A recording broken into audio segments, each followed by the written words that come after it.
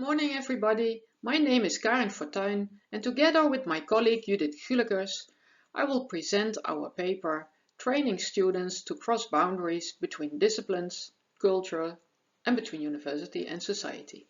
In this presentation, we share our experience in a university-wide Comedians Leadership project in which we are developing learning trajectories for boundary crossing competence developments. First, Judith will explain what is boundary crossing, why is it important, and how can you train boundary crossing competence development. Then I will give an example of how we implemented boundary crossing learning trajectories in the bachelor program Environmental Science. Now I'd like to give the floor to Judith. We argue that boundary crossing is a critical competence for all engineers to deal with the current societal issues like climate change or food security, as these issues cannot be dealt with by looking at them from only one perspective. So students should learn to see boundaries between different practices and to deal with them and to utilize them to grow, to make new innovative solutions to these issues, and also to grow as a professional. We regard boundary crossing as a generic competence that deals with the ability to learn and work across practices. As when you work together with different practices, you will inevitably come across boundaries. And boundaries are tensions that arise when people from different practices have to work together. And being able to recognize these boundaries and these tensions, to actually seek them, to look for them and to see them as opportunities, to appreciate them and to utilize them to co-create something new, or to grow, or to innovate, or to grow as a professional. That's what we regard as a boundary crossing competence. And the type of boundaries that we work with in our project are disciplinary boundaries, cultural boundaries, and the boundary between academia and societal partners.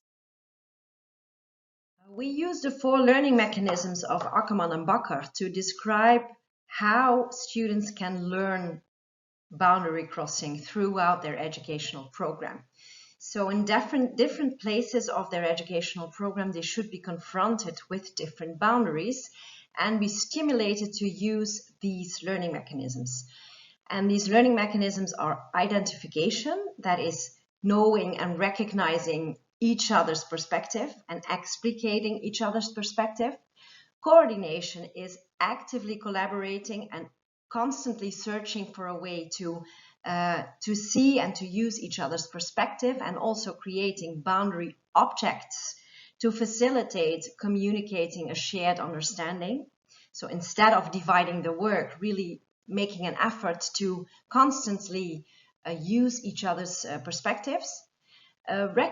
Reflection is perspective making and taking. It is about learning from the other perspective, so enriching your own view by learning from the perspectives of others, and this really has to do with being open to and wanting to learn from other perspectives. And transformation is about creating, adding value by integrating these different perspectives. And that can be on the product level, so that students co-create new knowledge or a new product, an innovative product or an innovative vision or idea that they would not have come up with from only their own disciplinary perspective, for example. It can also be that you transform as a person or as a professional, so that you really elaborate your own horizon or your professionalism by integrating the perspectives of different practices than your own. So we argue that students should be confronted with boundaries throughout their learning program in order to develop boundary crossing competence. We developed this conceptual model that you see here on this slide to visualize our idea behind the learning trajectory for boundary crossing. And it shows that students should be confronted with a variety of boundaries throughout their educational program, which can be disciplinary boundaries or cultural boundaries and or the boundaries between academia and society. And they can also be of a different difficulty of boundaries. So that you can start with easier boundaries and a lower number of boundaries to cross, while in the end of their educational program, they should maybe be able to deal with a variety of boundaries and with a higher number of boundaries within one project. And during these educational activities in which they are confronted with boundaries, the learning activities and the instruction should explicitly challenge students to use the learning mechanisms described on the previous slide, in which we also found out that it's not necessary to use them all the time. You can also focus on one or two of these learning mechanisms, but they should be addressed at several moments throughout the educational program to make it a boundary crossing learning trajectory. Okay, I will continue to show you how we implemented this theory on boundary crossing learning mechanisms and boundary crossing learning trajectories at Wageningen University. And as I said before, I will use the example of the bachelor program Environmental Science. What we first did was an inventory of courses in which students are confronted with boundaries, cultural boundaries, disciplinary boundaries, as well as boundaries between academia and society. We considered these courses as potentially suited for the learning trajectory. In our inventory, we focused on the first 2 years of the bachelor, because in these 2 years the common compulsory courses are offered.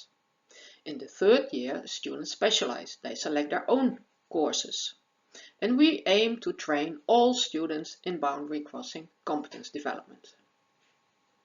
Here you can see that we selected 4 courses to be part of the boundary crossing learning trajectory. A course at the start of the bachelor and a course at the end of the first year, and in both these courses all 3 boundaries are addressed and also all learning mechanisms ICRT are addressed. In the first course, this is done on a very basic level, in the second on a higher level. Both courses are thematic courses, so a theme such as energy transition and the animal production and consumption chain are used to facilitate boundary crossing. Students receive disciplinary lectures, but they also go out of the university, they do excursions, interview all kinds of people, and they receive assignments to reflect on the various perspectives they are confronted with. And they have to relate these perspectives to their own. Finally, they have to bring all these perspectives together in a group report. The difference between these 2 courses is that the first course is mainly meant to experience boundaries. In the second, students receive training, and boundary crossing is much more explicated. In the courses of the second year, a focus is made on a particular boundary. In environmental project studies, students do a group-wise research project for an external client. This can be a municipality, an NGO, or a company, and it's up to the students to translate this problem into a research project. They execute this research and they have to reflect on it. So they have to answer questions such as, what did you really contribute to the client's problem? What are limitations of doing such a project? What are the differences in perspectives of their own, the client, but also the supervisor from the university? And finally, in the last course of the second year, students go abroad and collaborate with students and staff of a university outside the Netherlands. This course focuses on cultural boundaries, and students receive intercultural competence training. More about these courses, but also other courses, can be read in our paper. So if you want to develop your own boundary crossing learning trajectory, which steps should you take? That is what you can see in this slide. First of all, it's important that you identify boundaries that your students should be able to cross. What is the aim of your program?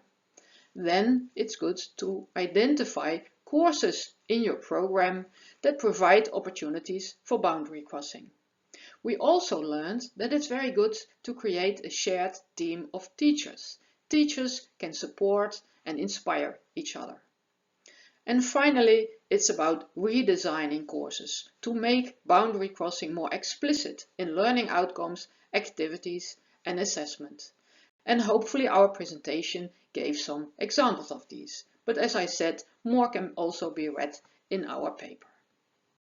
So this is what we wanted to share with you. We thank you for your attention and we are happy to receive some questions from your side.